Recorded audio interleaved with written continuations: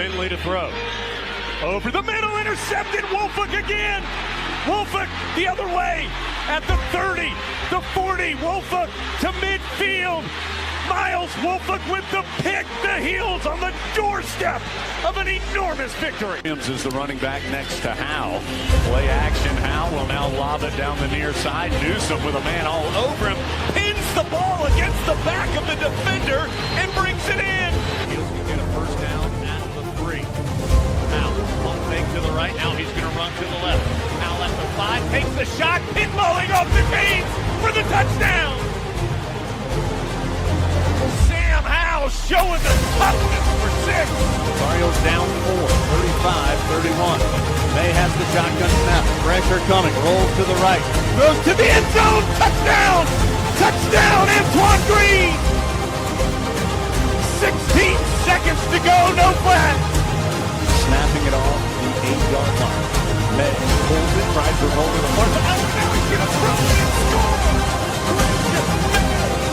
Throws it to Payson in the end zone for the touchdown. They are throwing a play for the left-handed.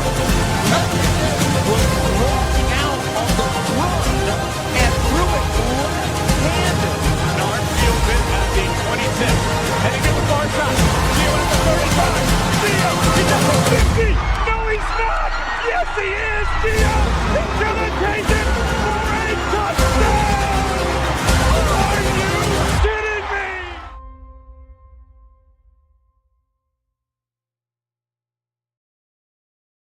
What's going on, guys? Welcome into another edition of the Heel Tough Blog Podcast. I'm your host, Josh Marler, here with you on a Wednesday night, which has become press conference night for the podcast this football season. This is when I take you through Bill Belichick's weekly press conference when he meets with the media on Monday. So we've got 4 pieces of sound tonight that we're going to comb through from Belichick's 24-minute presser that he did hold on Monday in preparation for this Central Florida game. And a lot of it's going to be focused on the offense, on the quarterback spot, because even at 2-1, as we talked about when we recapped the Richmond win, this offense is not where it needs to be as we get closer and closer to full-blown ACC play if this team does want to compete for the type of win total we talked about in the preseason, let alone make sure they do make a bowl game in Belichick's first season in Chapel Hill. So let's go ahead and dive right into this press conference.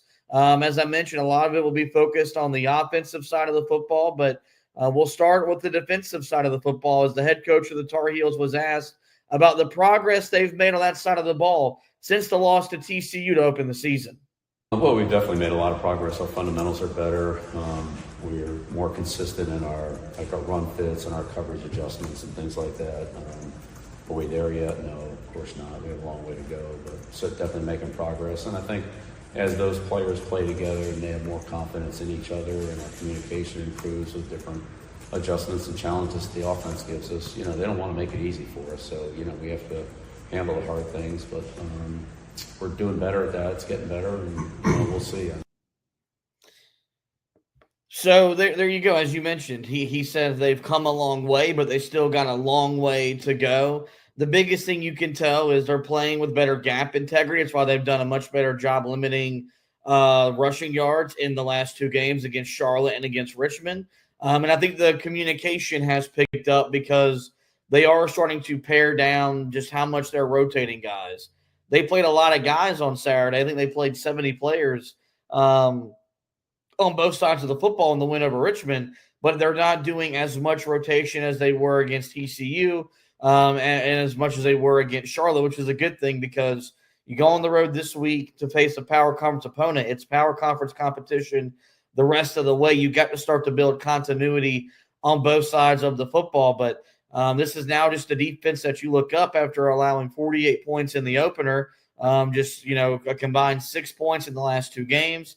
They have not allowed a touchdown in back-to-back games for the first time since 2012. This was something that I thought would get cleaned up in the biggest way post-TCU. I thought Carolina would get better on that side of the football. We'll see how far they've truly come this week on the road against Central Florida, but they have taken steps in the right direction. They are more fundamentally sound. I think they're playing with a much higher level of physicality than they had traditionally under Mac Brown and Larry Fedora.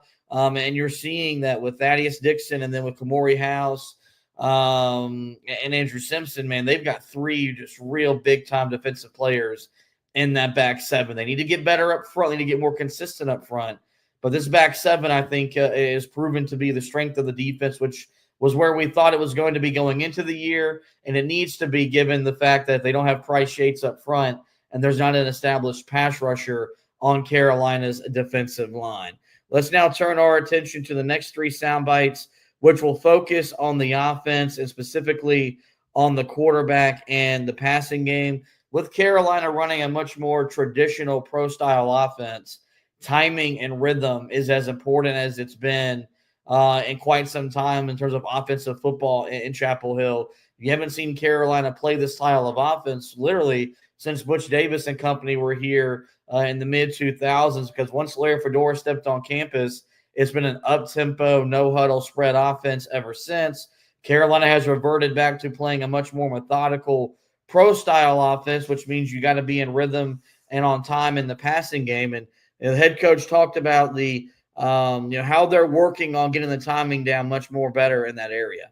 Timing really comes from two people, the person throwing and the person catching, but then also the distribution of the players around them, so that there's good spacing and that one route doesn't get too. Sometimes you need it to complement the other route. Sometimes you need it to complement it by creating space so that the players can work into open areas. But if a receiver is a half second quicker or a half second slower, then that throws off the quarterback timing. Sometimes the quarterback has to move around a player to throw the ball into an open lane or avoid a rush or whatever. And so those little things can be the difference between a big play and an interception, honestly. So there's no, I would say, magic wand to it. It's just doing it over and over again and having that confidence where you can, as a quarterback, let the ball go just a split second early because the receiver is going to, you can anticipate that he's going to be in that spot. And that split second is, as I said, huge, especially in tight coverage situations like third down, red area, tight man-to-man coverage. So the biggest part of that cut is at the very end where he talks about being on time but throwing and anticipating throws and guys coming open and getting out of their breaks and putting the football in a position for the receiver to make a play. And it's obvious that Gio Lopez is not there right now. And I think it's been very evident if you've been lucky enough to go to either the TCU game or if you were in Kenan Stadium last Saturday like I was against Richmond, you could feel just how out of rhythm they were, because I did think, for the first three games of the year, I thought Saturday was the best game plan, the best called game that Freddie Kitchens has called as Carolina's offensive coordinator, because they were able to get Jordan Shipp open. They were able to get Jake Johnson open. They were able to get, their playmakers the football. But a lot of times it wasn't in rhythm. A lot of times it wasn't when the play should have been made. And the reason why you can't critique that is because those plays that you can make a second or two late against Richmond, you can't make those plays starting this week. When those plays are there to be made, they got to be made when they're supposed to be made. Just because you're going up against a better athlete, against better coaching. Starting this week against Central Florida and the rest of the regular season, which will be a full-blown ACC play. And so this is going to be a work in progress. This is something that will more than likely not be cleaned up probably until after Carolina's second bye week. I think that might be where they benefit the most, is since they, as of right now, they've settled on Gio being the quarterback. Even though we thought there was going to be an argument to be made for Max Johnson to be the starter after the TCU game went as poorly as it did. But the more that they practice and the more they continue to pare down who's going to be on the field and when, then that timing will come in the passing game. And that's going to be a necessity because, the more that you want to run the football, the more that teams are going to want to load the box and take that away. and you've got to be able to beat teams with your arm. You got to be able to beat teams through the air. And right now, I don't know if Carolina can say going into this game on Saturday that they are comfortable in doing so. Big thing that we've talked about with Gio, going into the TCU game, after the TCU game, into Charlotte and into Richmond, was trying to get some confidence back in himself. Took a step against Charlotte with the big touchdown pass early, but then Carolina just kind of sat on the ball and managed the score and managed field position. You get back to this past weekend, he did account for 3 total touchdowns, but was just 10 of 18 from in the passing game, and there were plays that were there to be made that he left on the field. And so the veteran head coach was asked, as an evaluator, how can you evaluate confidence in a quarterback? Well, when the ball comes out on time, there's confidence, and so I think that a couple of the Gio's throws, like to Jake, came out real quick. They got there, just in time, and Jake was able to, squirt forward for a first down a couple times. Things like that, where if you just hesitate another split second, maybe he makes a catch, maybe he doesn't get that extra 2 yards for the first down, things like that. So those are, there's a difference between anticipating the receiver being open and then seeing him open and then throwing the ball. A lot of times it's too late. And if you can anticipate that, the receiver creating separation and getting open, then you hit him. If you wait till he gets open, a lot of times that window closes by the time you get him the ball. That's the thing, is that you will know when Gio is confident in himself and in what he's being asked to do when you start seeing him make throws and the guy is still, running his route, hasn't come out of his break, and he's putting the ball in a position for where if the wide receiver does his job, he's there to make the play. And so, we talk about this a lot on WFNZ with Bryce Young, and you can kind of tell when he's throwing with anticipation. That's how he's confident, and he's trusting his footwork. He's trusting his protection. He trusts his guy to do the job. Gio is not there right now. Saturday would suggest that there is still maybe a long way to go for him to get to that point. I do think the more that he plays, the more comfortable that he gets in an offense that, quite frankly, does not fit his skill set, he will get there.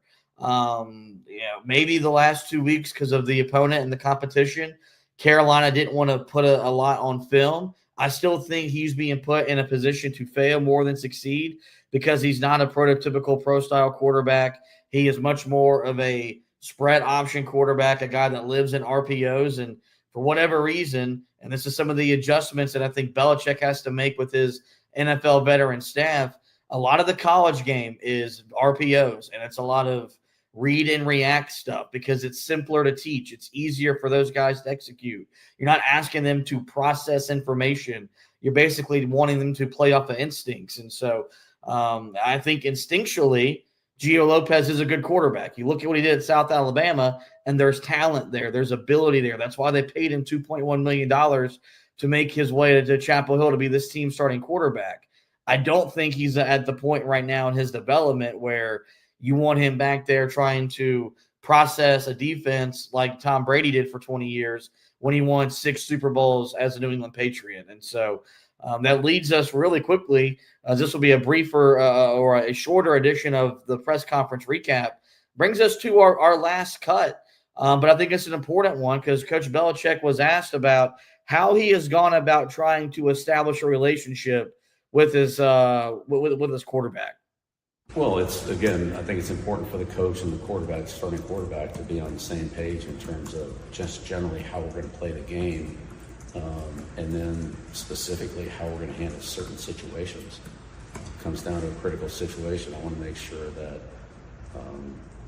that what I want for the team is the same thing the quarterback is trying to do, and we're both on the same page. We're going to come off after a play and say, I thought we were trying to do this, and now we were trying to do that type of thing. In a critical situation, you just don't want that. So we've gone over a lot of situational football to try to cover those things. Now, I'm not saying we're 1,000%, but that's the idea, is to get the situations handled right, and then the fundamentals of playing the position that are most important to me. Those are the ones I've tried to emphasize with him. Things like ball security and communication in the huddle and things like that. Not groundbreaking news, but the things that are most important on the quarterback's checklist. If you do those things wrong, then chances of being a good player are pretty low. You have to do certain fundamental things right and then execute the play. If you listen to Carolina Football Live, which does not feature Bill Belichick, but it features Michael Lombardi, the program's GM, he talked about how, when Bill was in New England, him and Brady met, just them two, after every game.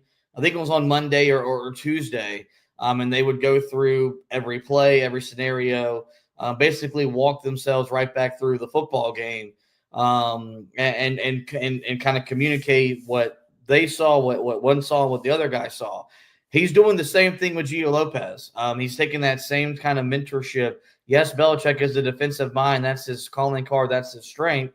But he knows how important that relationship is with his quarterback.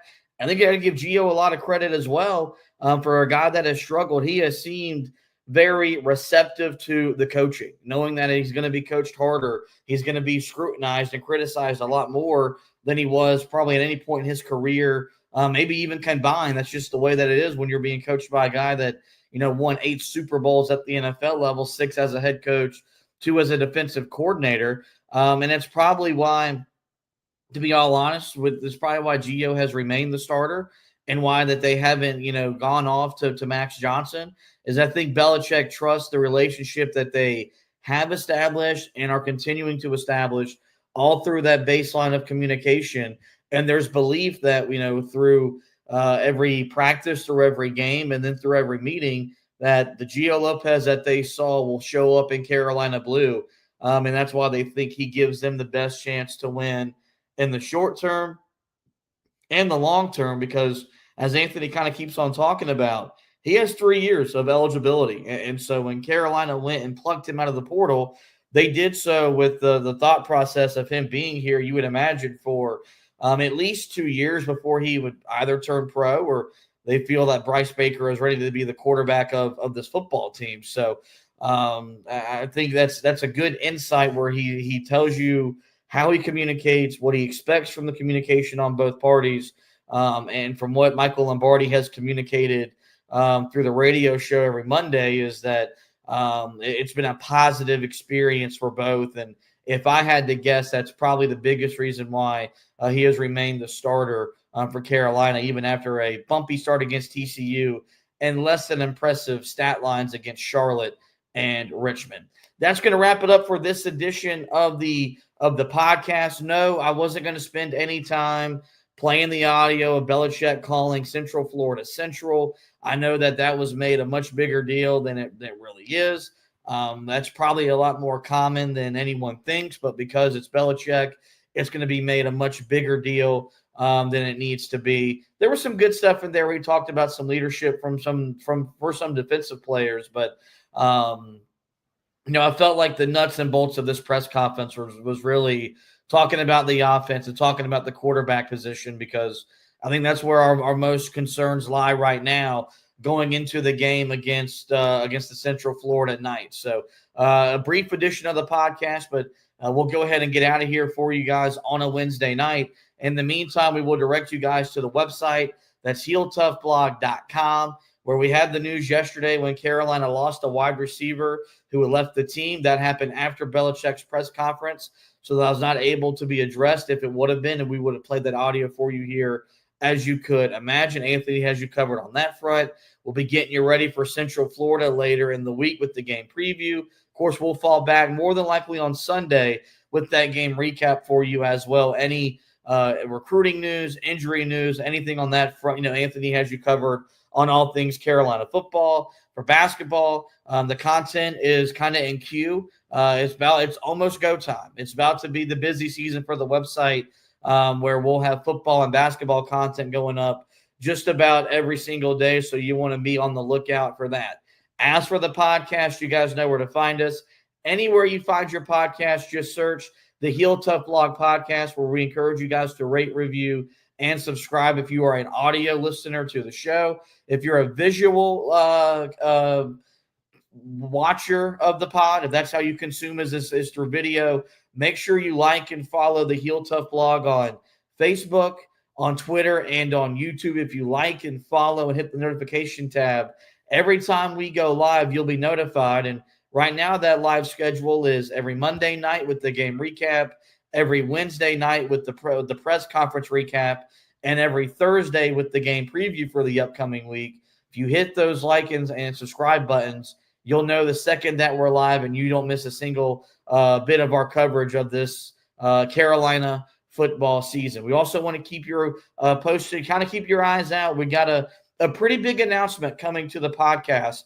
It'll be made official for both the Heel Tough blog and the Four Corners podcast sometime this week, trying to finalize the last little bit of details, but something that we're pretty excited about. It'll be a game changer for us in a different way, but something that y'all can be involved with as Carolina fans. And we're excited to make that announcement here sometime in the near future. But with that, guys, that is going to wrap up this edition of the show. I do want to thank everybody for watching and listening. And as always, go Tar Heels.